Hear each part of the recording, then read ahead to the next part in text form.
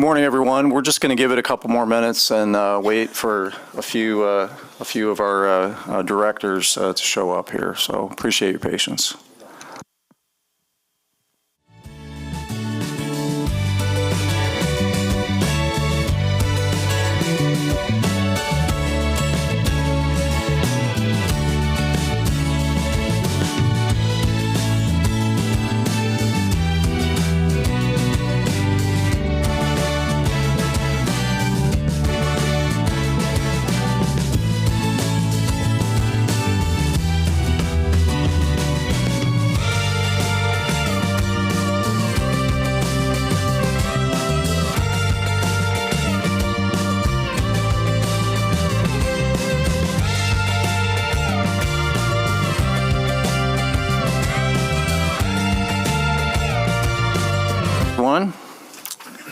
We will call this meeting to order. The time is 8:32. Do we have any excused absences? Commissioner Yasasi has let us know she will not be here. Thank you. Do we have any public comment on the agenda items at this time?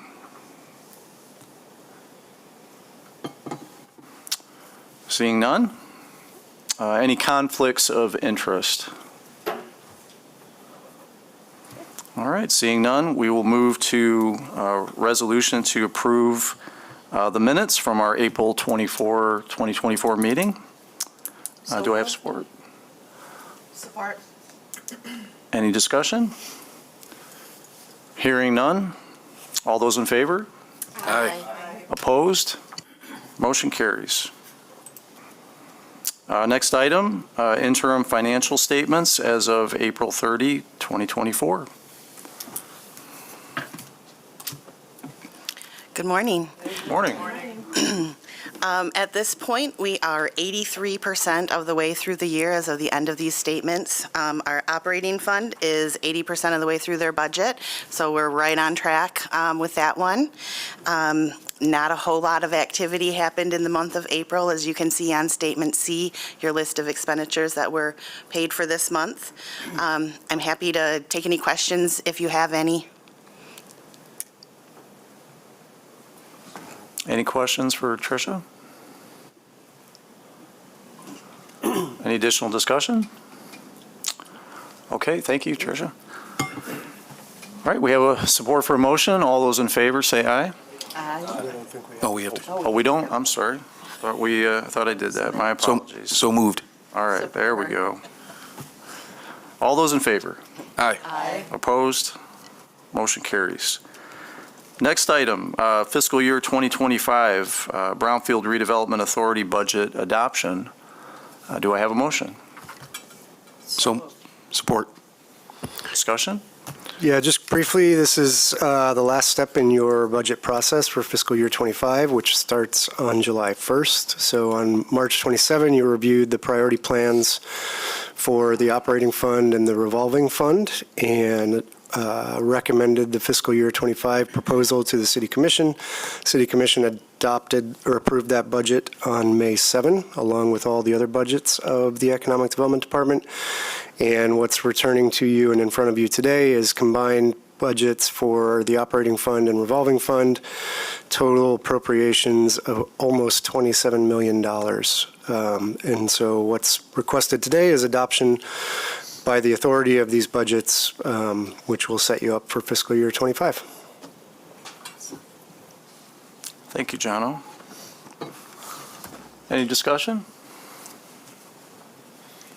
No, I'm good. Okay. Appreciate all the work you put into this. All right. All those in favor say aye. Aye. Aye.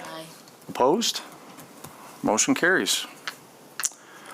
Okay, on to action items. Our first item is a resolution approving a Brownfield plan amendment for the Benjamin Flats redevelopment project at 916 Benjamin Avenue Northeast. Do I have a motion? So moved. Support. Take Take it away, Jess. All right, good morning, everyone. So this first project before you is the redevelopment of 916 Benjamin Street Northeast. The developer is an entity that's affiliated with Third Coast Development, and they are proposing to demolish the existing dilapidated former gathering hall and develop 3 new 2-story apartment buildings with a total of 39 apartment units. Total investment in the project is estimated at $7.6 million with construction costs of $5.7 million. The 39 units will be a mixture of studios, 1-bedrooms, and 2-bedrooms, and will be largely market rate, except for 8 units that will be income restricted for households earning up to 100% area median income. This is 20% of the units, which is in compliance with your interim guidelines. The reimbursement request for Brownfield eligible activities associated with the project is about $4.6 million, or just over $4.6 million, and includes demolition, site preparation, infrastructure improvements, and then housing development activities. Similar to other projects, the housing development activities requested include reimbursement to fill a financing gap, and then reimbursement for potential rent loss for those. These are both associated with the 8 income restricted units. So for the project, to calculate rent loss here, 120, the difference between 120% AMI and 100% AMI was taken to arrive at the total annual rent loss of approximately $41,000. Reimbursement is expected to occur over a period of 25 years, which means that the income restricted units will remain during the term of reimbursement, will remain restricted during the term of reimbursement. Over the 25-year period, the estimated total rent loss is about $2.7 million.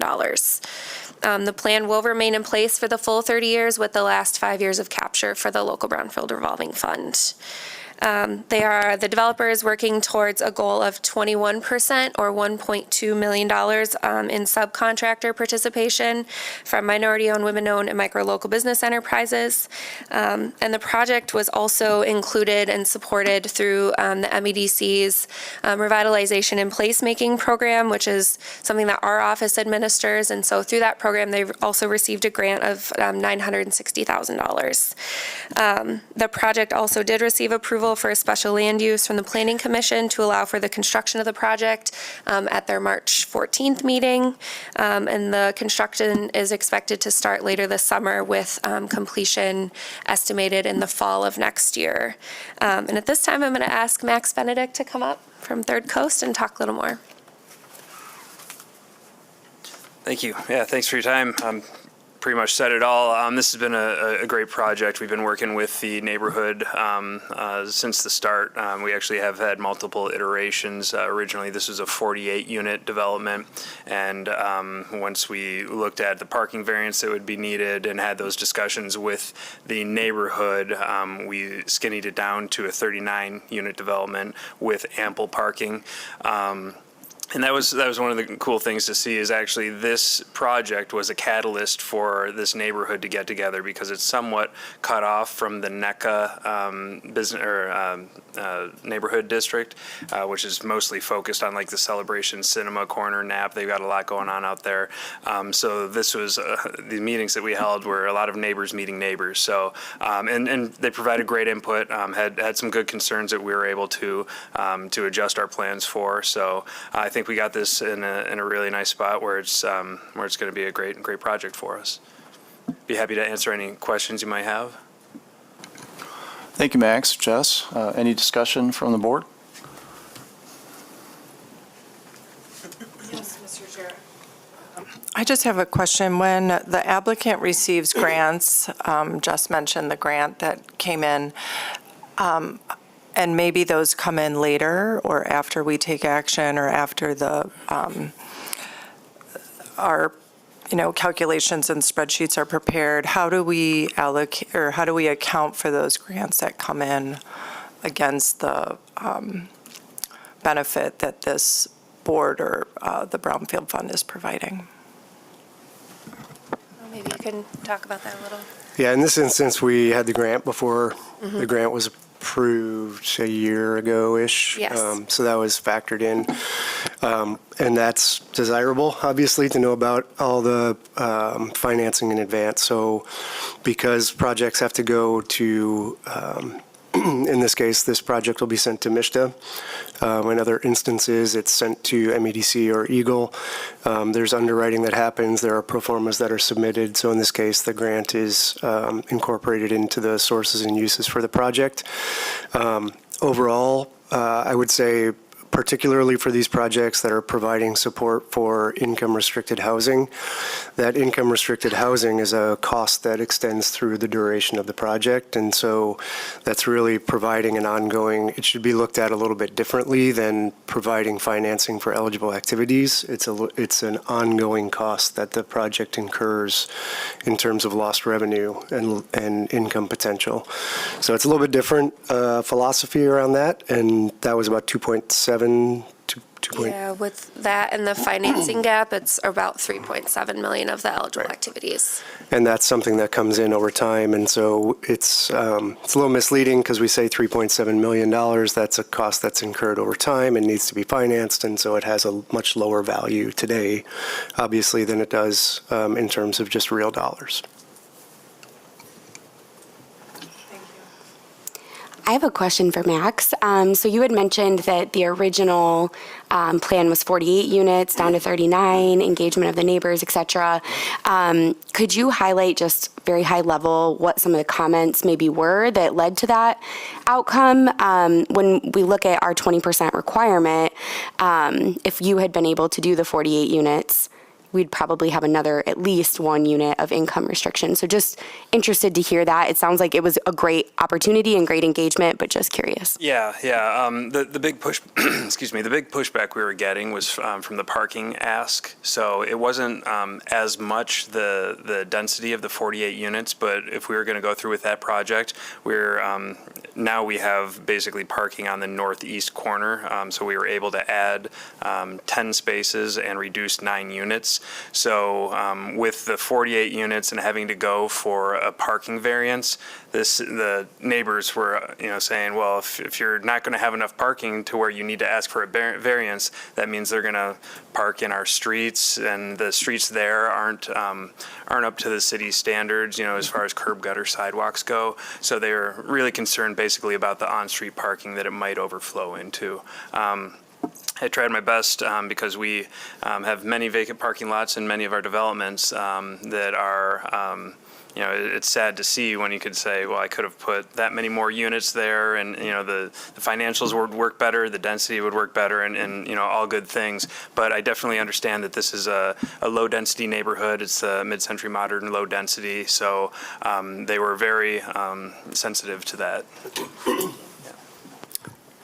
I would just say surrounding properties are basically single-family homes, right? So this is increasing density pretty significantly in this area. And to the south, there is a repair shop, an automobile repair shop, and they do a lot of parking, and they sometimes park their cars on the street as they're juggling them around. So that is another kind of sensitive point for them.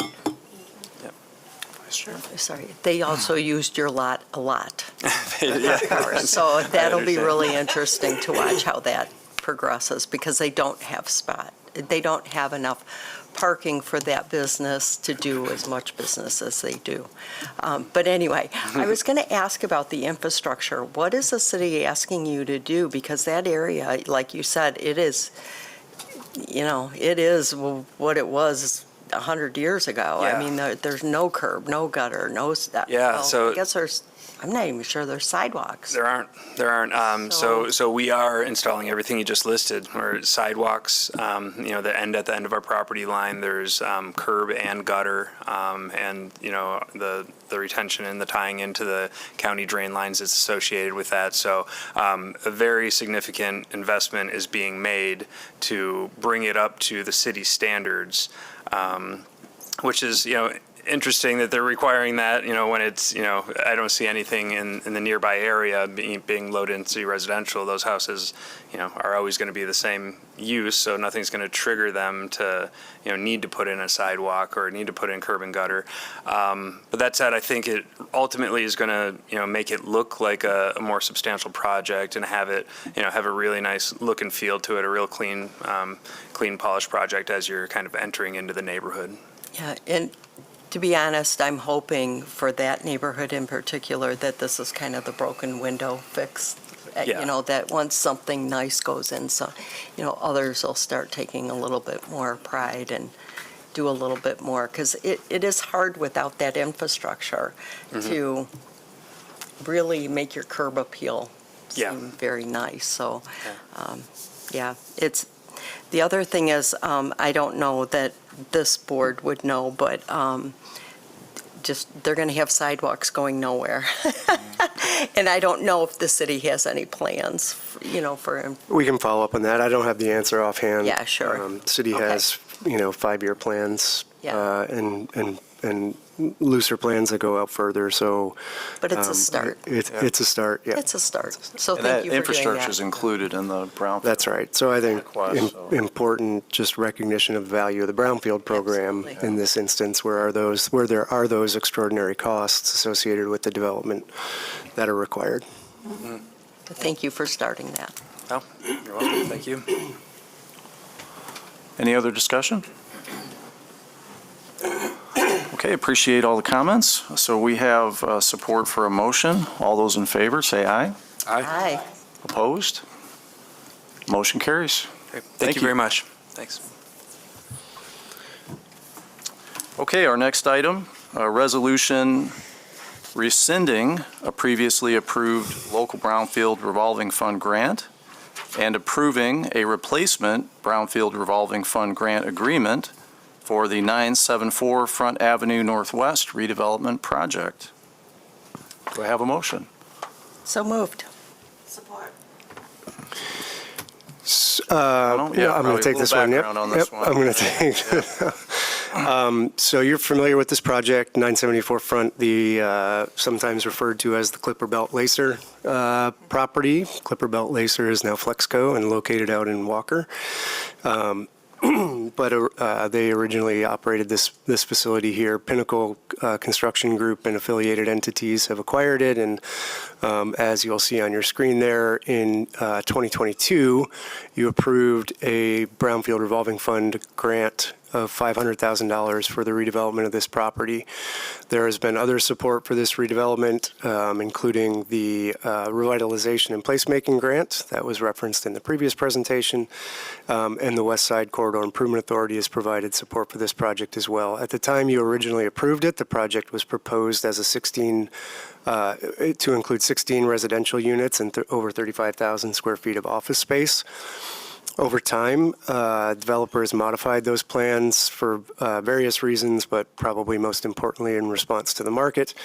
And currently what's proposed is 35 residential apartments, broken down into studios and one bedrooms primarily, with a 2-bedroom unit as well, and then less office space, about half as much office space in the development. So increased residential, decreased office space.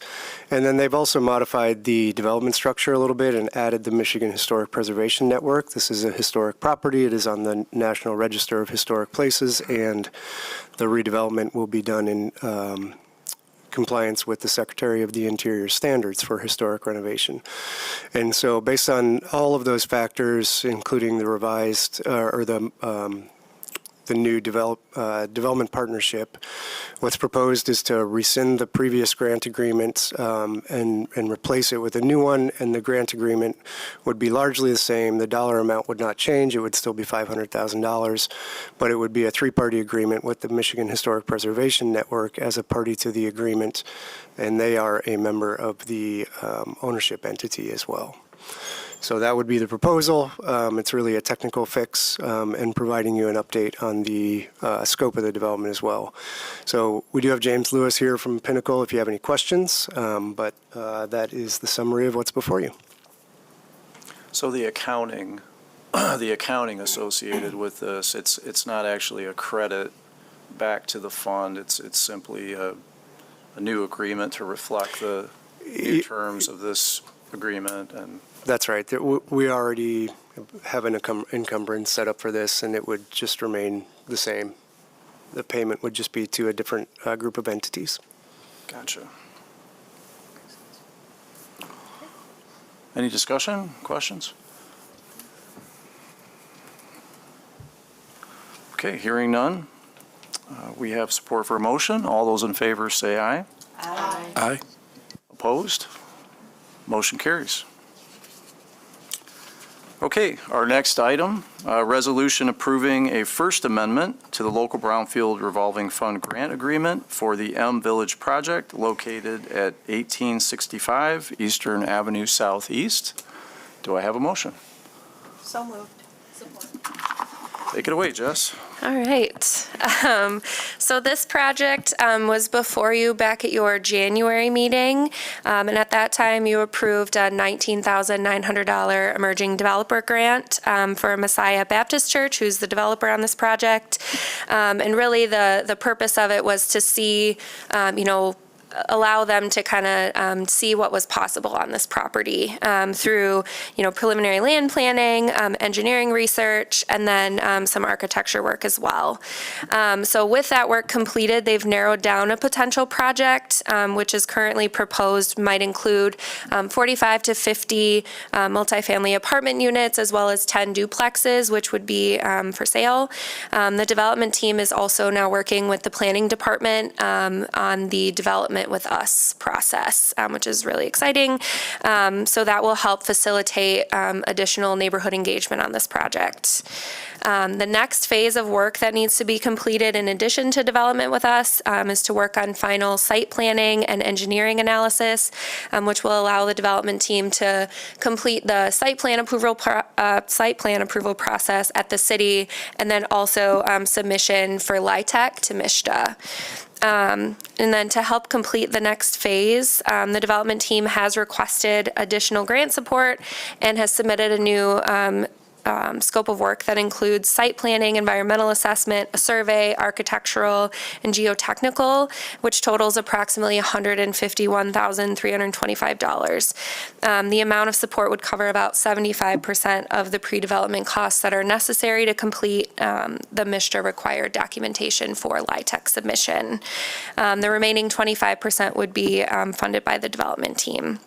If approved by you this morning, the total emerging developer grant associated with this developer and the project would be up to $171,225. And I'm going to ask Deborah Cross from Messiah Baptist Church to come up and share a little bit more about progress, and then we can take questions.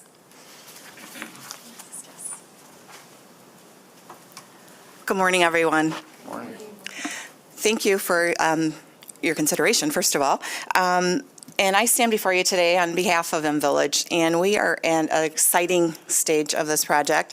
And I am encouraged by simply the fact that the staff and the recommendations for funding of this project, what we saw with our initial site work was such that we could really make a difference in the 49507 area. We are looking forward to moving into our community engagement piece, where we can take the plans that we've worked on and sit down and have some real open dialogue with our neighbors and make sure that what the plans that we've developed are such that will accommodate their desires and, their needs. So that process, as just mentioned, will start in June, and we're working with the Development with Us program for that and are excited by what the outcomes might be through those discussions with them. We're also excited that we're seeing other faith-based institutions come to us asking what we're doing and how we're doing it. And so we feel like if we can be a model in this, to serve the community in the way that we are trying to do, whether they decide to go into housing or whatever it is that they might choose, the fact that we're stepping outside of our normal lanes of operation to try to make sure that we're doing our best to impact the community positively. So that's exciting for us. And then lastly, we're looking forward to what the next round of pre-development exercises will show for us. So as mentioned, there's a lot of activity that will take place during this phase, and we're hopeful that through the funding and the support, we'll be able to come out much more successful and with a defined process forward in this project. So thank you for your consideration. I don't know if there's any questions. Yeah, well, thank you so much, and I appreciate you using the term model. This is our first emerging developer opportunity, and personally, I'm very pleased to see that our initial seed money has helped to reduce some risk and unknowns and get you to this next step where you can actually advance this project, which is exactly what this was intended to do. So recognize, obviously, you've got a larger raise ahead of you, but, certainly grateful that, we could be a part of helping you advance the effort. So, Sure. Thank you. but yeah, any other questions or discussion here? Just a quick comment of congratulations on getting to this point. I'll just say personally, I was very excited to see the mix of for sale and rental that this project offers. And so really excited to kind of follow that as we move forward and see what that opportunity is, but appreciate that intentionality in this proposal. Thank you. I just wanted to also say thank you for bringing this forward. I was curious, looking at the aerial, is there any demolition happening on the property? So this particular conceptual drawing would include demo of the existing building. But again, we really are looking forward to that community dialogue and studies and forward whatever comes out of those to determine that with any certainty.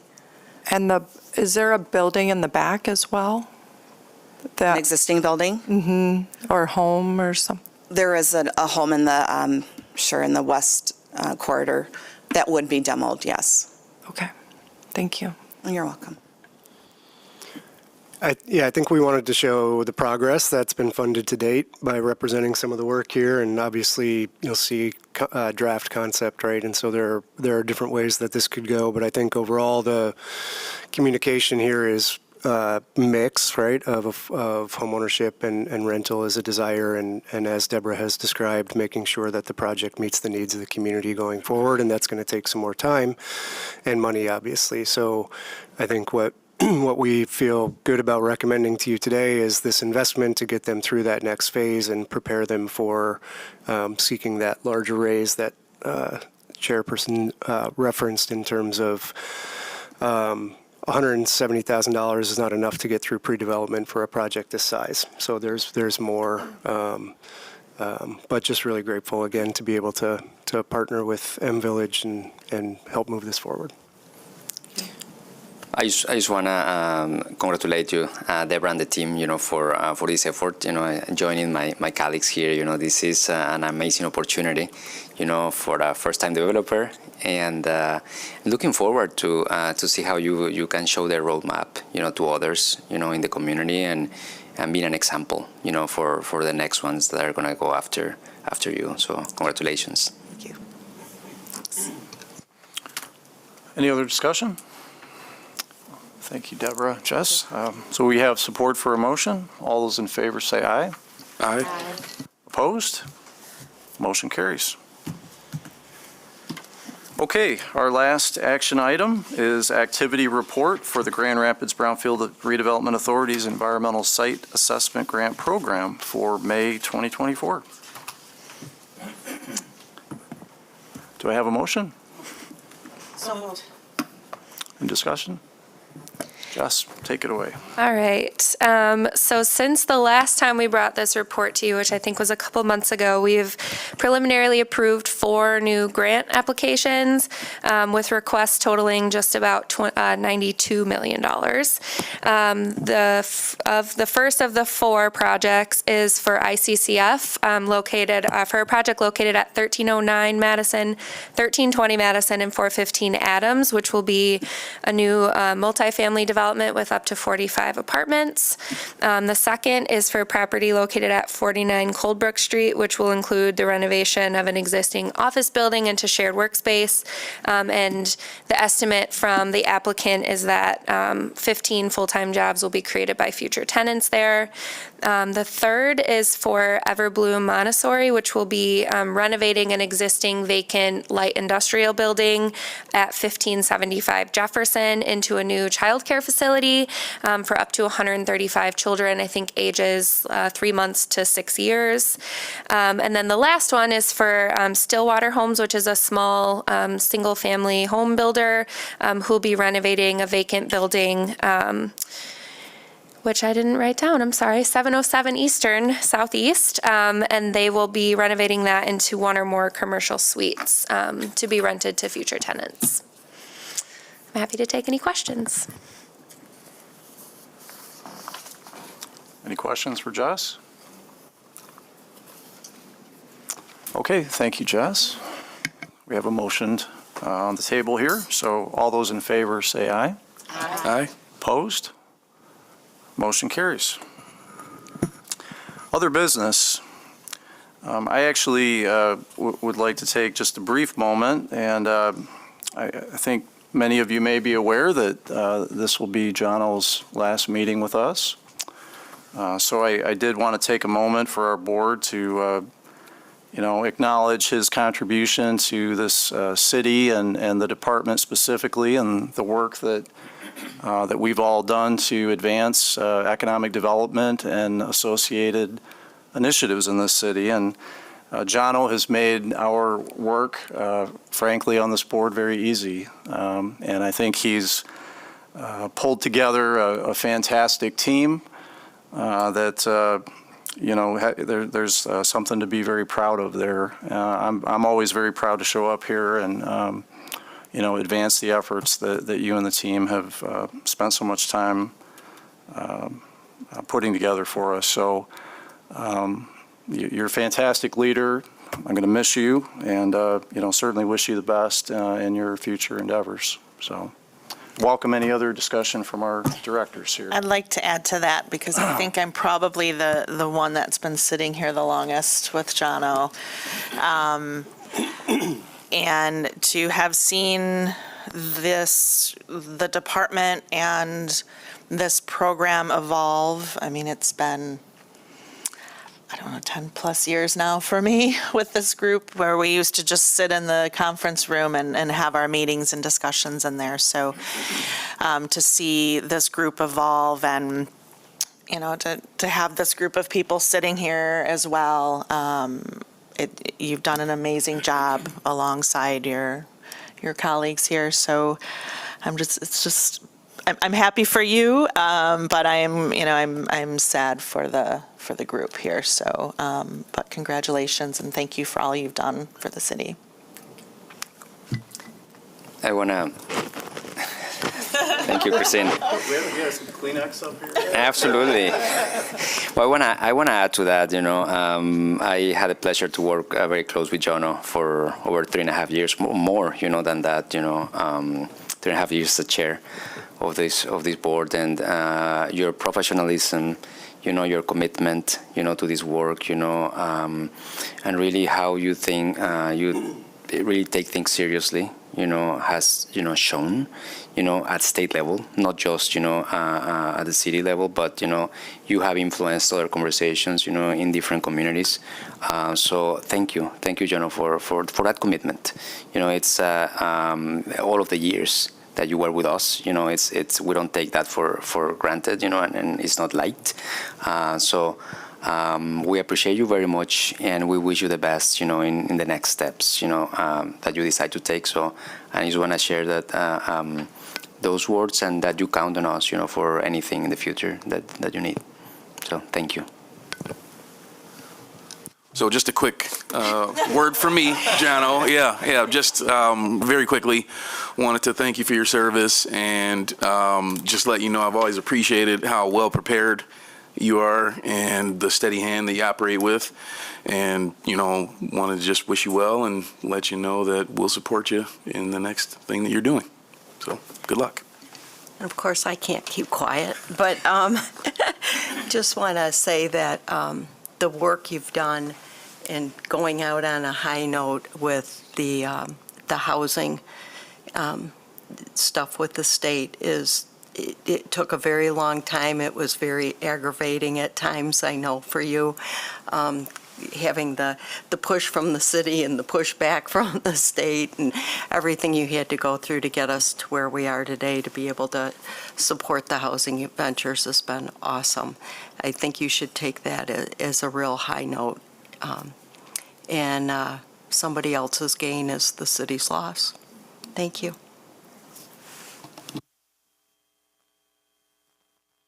Any other comments? Thank you all, everybody. It's been a pleasure. When I was thinking back, I don't really prepare comments, so I didn't really prepare comments. I thought about it, but I didn't do it. But when I started here almost 14 years ago, it was like an intern, and it was kind of like, hey, we got this Brownfield program thing. You want to work on that? It's like, okay. And here we are a lot of years later. And I think, you just approved a budget of $29 million. It was a couple $100,000 when I started. And yesterday, the City Commission approved a transformational Brownfield plan for a $715 million multi-phase transformational Brownfield project. And this morning, you approved a grant for an emerging developer, right? And so I think the scope of work is increased, and it's been really exciting to be able to contribute to that. But I'll also say that most of the work you saw this morning, I didn't do. So there are a lot of people contributing to this work, and I've been fortunate to, grow the program along with them and look forward to seeing where it goes in the future. So thank you. Thank you.